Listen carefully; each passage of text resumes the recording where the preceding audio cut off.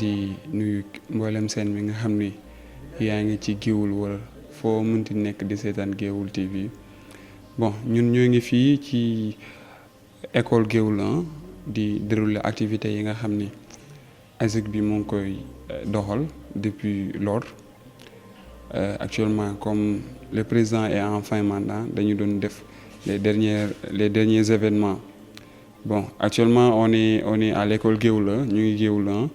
où se déroulent les cours de vacances de l'école primaire jusqu'à secondaire. Ñu ngi fii avec le président et avec certains membres de l'ASEC. Mais loolu tamit bokk na ci activités yi nga xam ni ASEC bëgg na ko def, mais au-delà de ça il y a d'autres activités yoo xamante ni ñu ngi koy waajal, à savoir des journées de reboisement yoo xamante ni déjà pour journée reboisement bi déjà toutes les démarches ont été faites. Léegi ñu commencé ko loolu xam naa ni ça va dépendre d'ici là, peut-être ci mois de septembre wala mois d'octobre vous aurez une date boo xamante ni ASEC dana ci def li nga xam ne mooy journée de reboisement bi. Beneen bi ci topp c'est une formation en informatique, c'est-à-dire maîtriser ce qui est l'essentiel en informatique. ASEC dina ko def en collaboration avec Friends of Géoul bi nga xam ni mu ngi amee fële ci Sébère. Boobu nag xam naa ne ce sera juste après le Gamou ay le 20 septembre loo xamante ni ci yooyu lay dem. Au-delà de ça on prévoit d'organiser benn juste minimum 48 heures, comme le président va présenter peut-être son bilan, où on va regrouper tous les cercles yi nga xam ne ñoo lënk ASEC. yu boobaa ñëw toog waxtaane fa li nga xam ne moo jëm association des élèves et étudiants, perspectives yeeg bilan yeeg lépp li nga xam ne jot nañ ko réaliser. Parce que comme on l'avait dit depuis notre élection que on est là pour façonner l'ASEC, dañ fi nekk pour donner l'ASEC une autre image. Depuis lors on n'a pas cherché. Si vous avez bien remarqué, on a eu des activités, à savoir li nga xam ni mooy match génie annuel boo xamante ni c'était entre les écoles primaires, qui a été vraiment une réussite. Bon, ASEC mu ngi remercier toutes les autorités yi nga xam ne jàpp nañ ci. Et aussi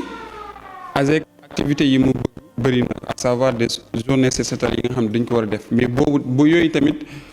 dañuy dem rek avec les moyens de bord, mais on a besoin de l'appui. On a, comme monsieur le maire, depuis le début, il n'a pas cessé de nous accompagner, mais on attend plus d'autres, parce que nous ne sommes pas là seulement pour les étudiants et pour les élèves, mais nous sommes là pour la commune de Géoul. Comme je l'ai dit tantôt, cette ASEC-là représente la jeunesse. te ki di jeunesse di avenir. Alors kon ñu ngi woo képp koo xamante ni ndaw nga te ngay doomu Géoul nga ñëw jàpp ci liggéey bi, moo xam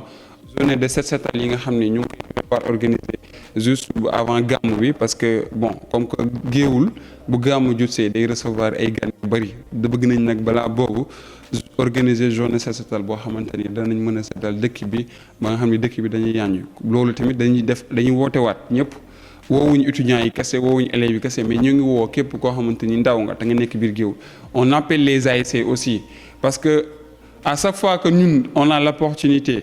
de voir une autorité, bu ñu demee du ñu def seulement la cause, du ñu fa wax kese la cause des étudiants wala la cause des élèves déedéet, mais on va dire les problèmes auxquels la jeunesse géouloise est rencontrée. Kon tey mën naa jàpp ni bu ñu demee ba wax ASEC dafay organiser dara, tey ko ñooñu noonu ñëpp leen war a jàppale. Journée de reboisement bi on a prévu de faire ça dans les écoles, par exemple au collège ou bien dans certaines écoles de primaire. Je pense que les écoles seront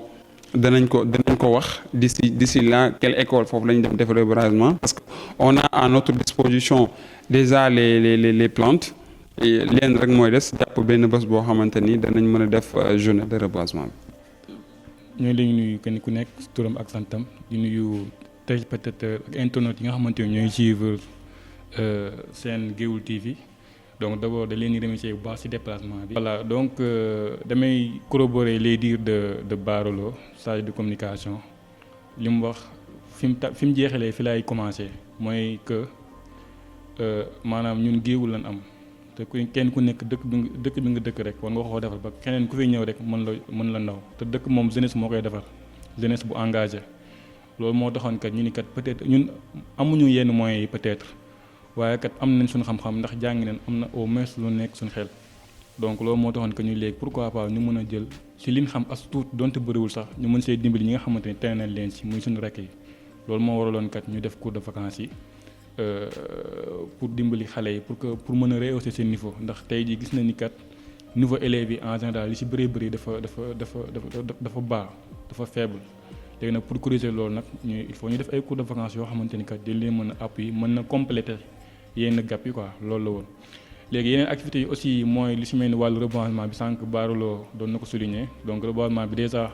on a des plantes déjà disponibles donc li si reste rek mooy formaliser ko xool yenn bërëb dañ koy def en partenariat avec les chefs d'établissement. beneen bi ci def aussi mooy set setal bi avant gàmmu ñu ngi prévoir pour def ko mais en collaboration avec la jeunesse guéwuloise comme les AIC ku si mel ni les Guéwul Basket Club incha allah ñu ngi ciy def ay jéego pour ñu mën a def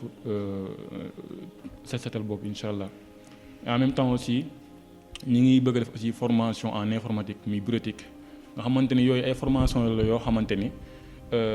d'habitude kenn du la ko jàng université wala d'habitude doo ko fi gis léegi loolu moo taxoon léegi ñun léegi il faut ñu def ko pour étudiants yi nga xamante ni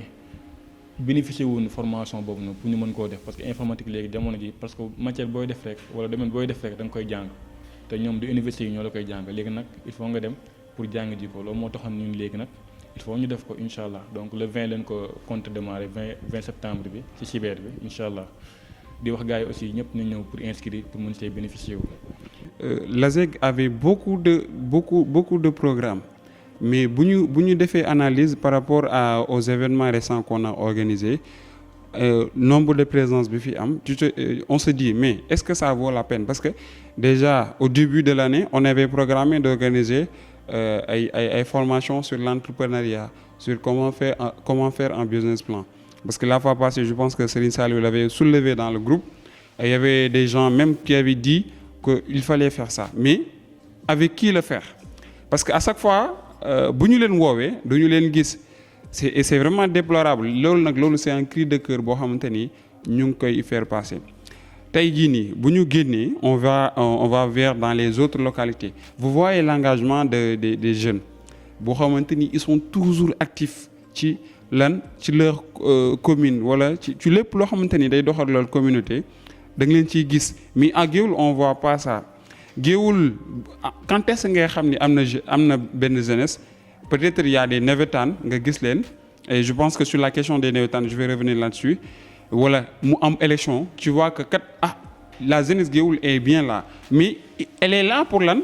dafa am loo xamante ni moom la ñu utiliser on est en train d'utiliser cette jeunesse alors que cette jeunesse devrait s'utiliser pour servir Géoul mais c'est vraiment déplorable tey jii nii la plupart du temps on voudrait faire des meet-up yoo xamante ni ça va parler sur l'entrepreneuriat ça va parler sur les métiers d'avenir parce que la plupart du temps comme le dit Khadim Bamba Fall l'étudiant qui sort à l'université a des diplômes mais n'est pas opérationnel la plupart du temps les étudiants de Géoul font face à cette situation où il y a des étudiants qui ont leur diplôme mais ils ont du mal même à trouver un stage waxuma la bay trouver liggéey et je pense que ça c'est des choses qu'on doit remédier c'est-à-dire comment préparer cette jeunesse bi nga xam ni mooy avenir Géoul à être opérationnel et je pense que loolu l'ASEG est la première à jouer un rôle sur ça et ci beneen volet bi ma doon wax ni que l'ASEG représente la jeunesse je pense que Serigne Saliou peut me témoigner quand on était face avec monsieur le maire moi je vais soulever la question à savoir lan moo tax à Géoul depuis un certain temps on a navétane mënu fi am et c'est déplorable parce que boo xoolee tey navétane daf doon boole nit yi éducation sportive la ñu wax maanaam association sportive et culturelle donc daf doon boole koñ yi vous sentez que bu navétane mosaana dugg ci Géoul dafa doon dugg mais depuis un certain temps navétane mënu fi am et loolu c'est vraiment déplorable parce que vous voyez que am na ay jeunes yoo xam te ne ñu ngi fi jógee di dem dans d'autres localités di dem di jouer foofu te alors qu'ils pouvaient s'épanouir aussi là nous lançons un message à monsieur le maire mu jéem a taxaw ci loolu trouver benn solution à ce que la jeunesse guéwuloise wala les jeunes qui sont là puissent s'épanouir pendant les vacances parce que navétane dafa bokk ci li nga xam ni activité de jeunes la donc on appelle monsieur le maire à plus s'activer sur la politique de jeunesse mu gën a bàyyi xel ci jeunes yi ñoo ngi faire appel à toutes les autorités ñu gën a bàyyi xel Géoul ce côté parce que boo xoolee tey Géoul est confronté à l'exode rural léegi ñaata jeune ngay gis ñu fi toog kenn toogatu fi loolu lu ko waral mooy manque d'emploi am na fi tey jii nii manque d'emploi am na fi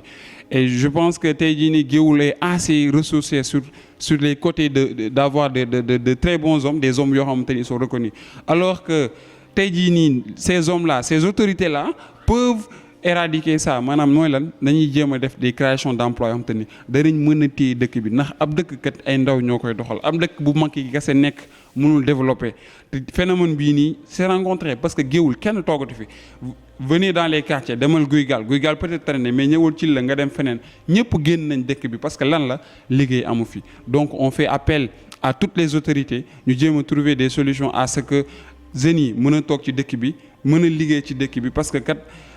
tukki met génn wuti bon baax na lool waaye boo jege woon say waajur di am loo xamante ni saa yoo ne da nga ci mën a xëy dem gis ne di suturaal dana gën a baax et ñu ngi remercier Babacar aussi Géoul TV qui est vraiment toujours disponible je le dis tantôt au lieu ñu dem di promouvoir autre chose on a ça parce que on a quelqu'un boo xamante ni il est toujours disponible à chaque fois ba ñu ko soxlaa day ñëw te voilà yàlla xam na ni moom à chaque fois bu wax ak moom développement Géoul moo ko ñor parce que tey jii nii bokk na ci volet yi nga xam ne mun na propulser le développement kon. donc en tout cas ñu ngi gërëmaat ñëpp di santaat ñëpp ñi nga xamante ni depuis loolu ba léegi mi ngi metti mais ñoom ñoo ngi siy jàpp lu si mel ni directeur école 1 muy tonton Mor Gueye bu ma ko waxee rek tudd naa yeneen directeur école yëpp lu si mel ni principal CM lu si mel ni lycée ñoom ñëpp ñu ngi si jàpp bu baax a baax ak monsieur le maire. ak les autorités politiques si mel ni monsieur Mansour Ndiaye monsieur Nar Gueye les autorités rek ñëpp rek monsieur Daouda Thiam ku mu lim damay juum donc ñoom ñoo ngi si jàpp bu baax di wax tamit nañ si gën a jàppaat parce que doyul parce que malgré nos sétifs moyens ñu ngi débrouiller mais nañ si gën a jàppaat bu baax a baax di sant aussi les gens délégués ku si mel ni ñi fi jaar ñëpp daal les gens délégués rek bu ma ko waxee ñoom xam nañ seen bopp donc vraiment di ñaaxaat gars yi rek ñu ñëw jàppaat si bu baax a baax xam ni suñu rakk lañ koy defal te affaire bu réussir rek ñun ñëpp la réussir jërëjëf